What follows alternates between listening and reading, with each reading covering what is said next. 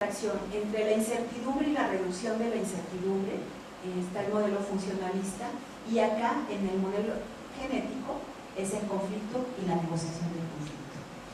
Entonces sí es importante el tema del conflicto desde esta perspectiva, porque además después Moscovici, unos años después del 76, crea toda la propuesta de la obra de minorías activas, que es una obra muy interesante en donde los grupos minoritarios adquieren un papel muy fuerte en el cambio social y en los movimientos sociales. El texto de las minorías activas es un texto que vale la pena revisarlo, justamente porque es ahí donde propone una sociedad dinámica, no una sociedad contemplativa ni pasiva, sino una sociedad dinámica.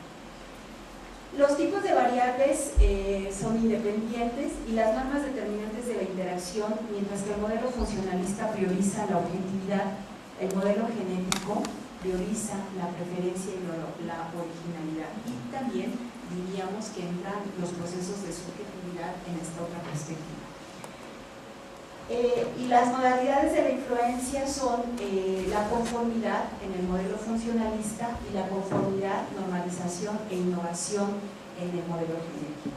Generalmente cuando se hace desde el modelo funcionalista un estudio en psicología social convencional, ¿no? Cuando los grupos sociales o las personas no están conformes con su realidad, hay un problema de conformidad, que después puede ser asumido y leído como un problema de cierta situación medio patológica socialmente de disfunción, ¿no? Esa sería una visión meramente psicológica en términos de salud-enfermedad. Y el modelo salud-enfermedad tiene una fuerte influencia en esta perspectiva. El modelo salud-enfermedad está muy bien delimitado a partir de una perspectiva funcionalista, en donde la categoría de malestar, por ejemplo, no existe. Esa es una categoría que no tiene nada que ver con el modelo tradicional, convencional de lo que sería la salud. Entonces, por eso de ahí que socialmente llevado al contexto de una sociedad enferma o una sociedad sana, pues tiene mucho que ver en qué lectura, desde qué lectura estamos haciendo esta síntesis, ¿no?, en relación a la salud o a la enfermedad. Esto es muy importante, por lo que les decía, es el posicionamiento finalmente que el investigador asume frente a la misma investigación. La que sigue. Entonces, las consideraciones epistémicas, desde esa teoría, fíjense bien cómo se rompe con una relación dual entre sujeto y objeto, ¿no? No hay una relación unidireccional entre sujeto y objeto, integrando la importancia de la subjetividad y la afectividad para interpretar el significado social.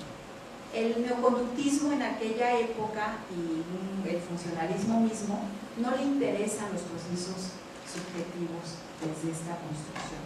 Le interesa la relación que se establece entre sujeto y objeto, como si no existiera, no hubiera ninguna conceptualización que está mediando la relación del sujeto con el objeto. Acá nos interesa justamente qué es lo que ocurre en esa relación entre sujeto y objeto, porque en esta relación de sujeto y objeto es donde justamente se alojan todos los procesos de la subjetividad y cómo el sujeto le da interpretación al significado de ese objeto. ¿Sí me siguen? Se rescata la intersubjetividad y se consideran las emociones, que es muy importante, ¿no?, en toda esta relación. En esta perspectiva, las emociones también cobran importancia.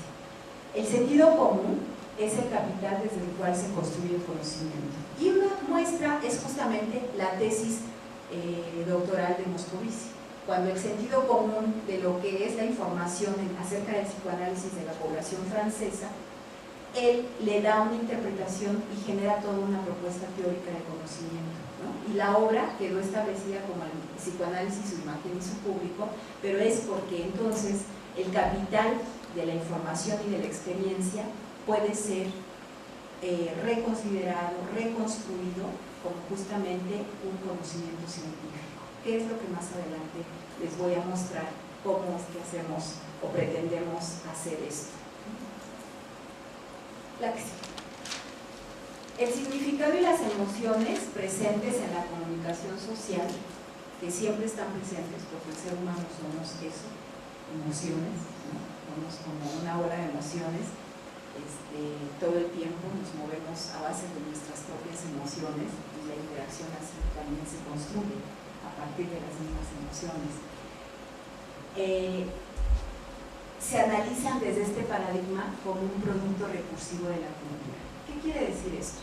Quiere decir que nosotros como individuos tenemos estas emociones que nos constituyen desde nuestra historia hasta nuestra interacción presente y que vamos conformando diversas formas de relación y de interacción en la misma cultura, generando también a partir de estas formas modelos de consenso social, en donde la misma sociedad nos vamos construyendo y vamos consensuando formas de interacción social. Y cuando no entramos en el consenso, caemos en la disidencia. Y cuando caemos en la disidencia, caemos en la parte de la exclusión social.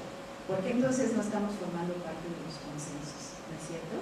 Esto quiere decir que nos regimos también bajo sistemas normativos, bajo sistemas de representaciones sociales consensuadas que nos van a llevar a mantener un cierto orden. Y cuando viene el conflicto, la diferencia y la distancia del consenso, entonces se genera un cuestionamiento al sistema ideológico establecido en nuestra cultura. ¿De qué se trata?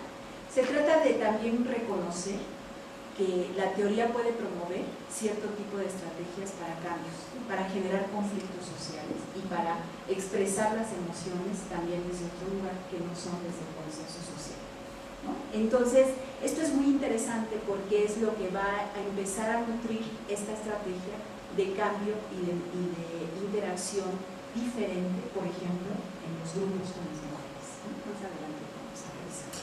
Entonces, el mecanismo cognitivo en la información referente a un objeto no es la representación social, es solo una dimensión. Esto es bien importante, porque esto genera mucha confusión. Es decir, una representación social no es cognición. No es cognición, no porque nosotros, cuando yo les digo, imagínense el concepto taza.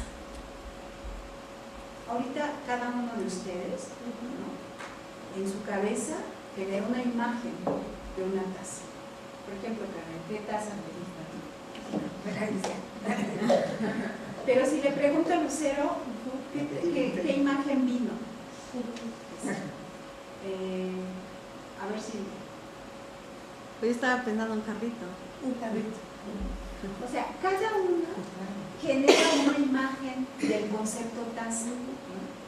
Cada uno construye esta relación a partir o de su experiencia inmediata, que en este caso tiene una experiencia inmediata, ¿no? Pero a lo mejor Silvia tomó café en su jarrito o está viendo los jarritos, algo pasa ahí. Cuando ustedes, esta parte, digamos, esta dimensión de representarse inmediatamente un objeto, porque así lo hemos hablado, ese es un proceso cognitivo que nos acerca a un proceso en donde la taza no adquiere ningún sentido social, ¿sí? Es decir, la cognición se establece en una dimensión inmediata de la información y del bagaje con el que nos movemos, ¿sí?